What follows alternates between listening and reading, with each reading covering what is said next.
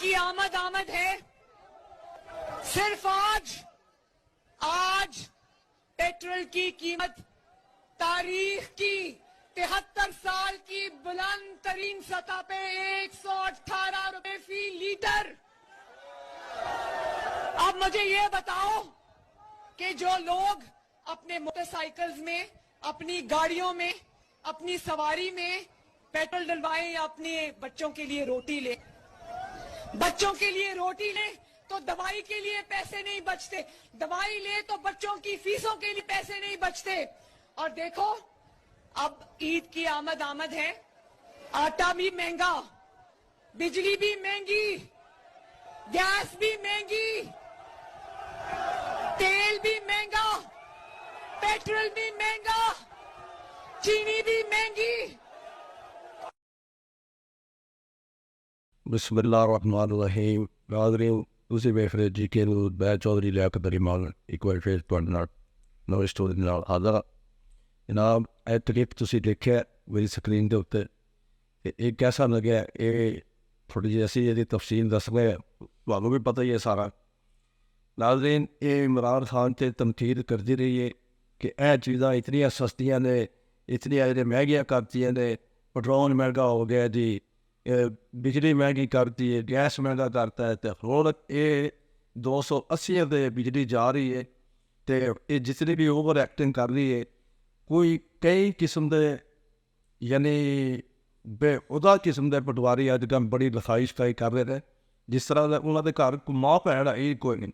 और दूसरा उन्होंने सोचना चाहिए अगर उन्होंने जगह सरू जवेद की जगह उन्होंने भैन हो तो फिर वो कैसी लगे, जितनी वो तरजीह कर रहे हैं। इंतहाई बेशर्म और घटिया इंसान है वो एक बंदा है, और उसको सोचना चाहिए बेशर्म आदमी को कि मैं एक ही कुछ करना है।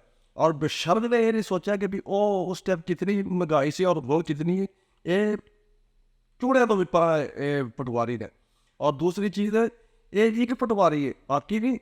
और दूसरी चीज़ है कि ये 6 जज जोड़े ने जेड़े इस सामने मैदान के विच आए ने, मैं इन्हां दी अजमत नूं सलाम करना कि अगर ये मुल्क नूं बचा लैण तो इन्हां दी अजमत नूं सलाम है, मुल्क बच जाएगा।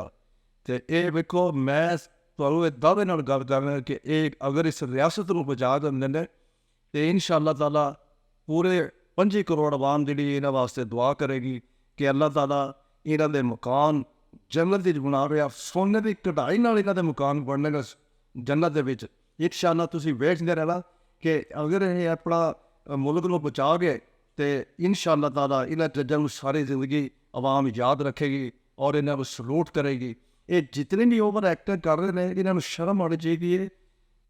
47 का ये लैके फॉर्म बैठे ने तो ये सारे हारे खिलाड़ी सब कुरान चुक के हलफ लैके इस असैंबली के विच बैठे ने। जिहड़ा बंदा झूठा कुरान चुकेगा, हलफ चुके ने उहदे उत्ते हलाक हो जाएगा, उत्ते हलाक हो जाता। जिहड़ा अपना 30 सिपारे की कसम चुक के जिहड़ा बंदा झूठ बोलता है। और इन्हां दे तुसीं शक्लां वेख लो कि शक्लां बिगड़दियां जा रही हैं और कोई रौनक नहीं उन्होंने चेहरे के उत्ते। लाहनत रब की तरफों पै रही हैं, मुल्क दीवानिया हो चुका है।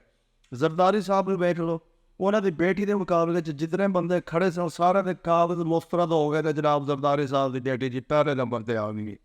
ये टोलियां लैन वाले ने, ये डाकू चोर साडे ते मुसलत किए गए ने। इन्होंने तबाह बर्बाद कर छड़ा इस मुल्क को फड़ के।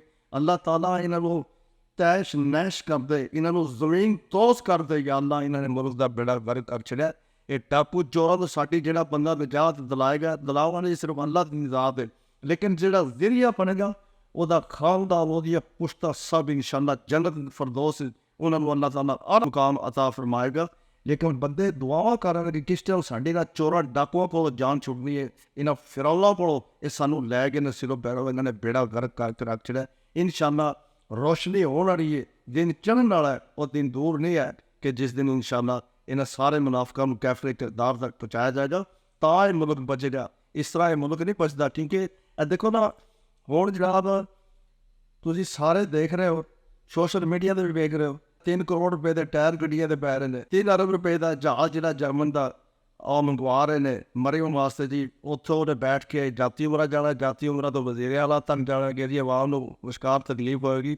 और ये सब आवाम के पैसे ने, ਇਹ ਤੁਹਾਡੇ ਸਾਹਮਣੇ ਹੋ। ਤੁਸੀਂ ਇਹ ਵੇਖੋ ਕਿ ਉਹ 20,000 70,000 ਗੈਸਾਂ ਦੇ ਬਿੱਲ ਆ ਰਹੇ ਨੇ, ਬਿਜਲੀ ਦੇ ਬਿੱਲ ਆ ਰਹੇ ਨੇ, ਮਹਿੰਗਾਈ ਰੋਜ਼ ਤੇ, ਔਰ ਜਿਹੜਾ ਇਹ ਆਟਾ ਦਾਲ ਚੀਨੀ ਦੇ ਰਹੇ ਨੇ ਉਹ ਤੁਸੀਂ ਵੇਖ ਰਹੇ ਹੋ ਉਹ ਕੀ ਕੁਝ ਬਣ ਰਿਹਾ। ਉਹਦਾ ਬੰਦੇ ਆਪਣੀ ਦੁਕਾਨਾਂ ਵਾਸਤੇ ਸੇਵ ਕਰ ਰਹੇ ਨੇ ਉਸਨੂੰ, ਔਰ ਉਹ ਕਿਸੇ ਨੂੰ ਮਿਲ ਰਿਹਾ ਕਿਸੇ ਨੂੰ ਨਹੀਂ ਮਿਲ ਰਿਹਾ।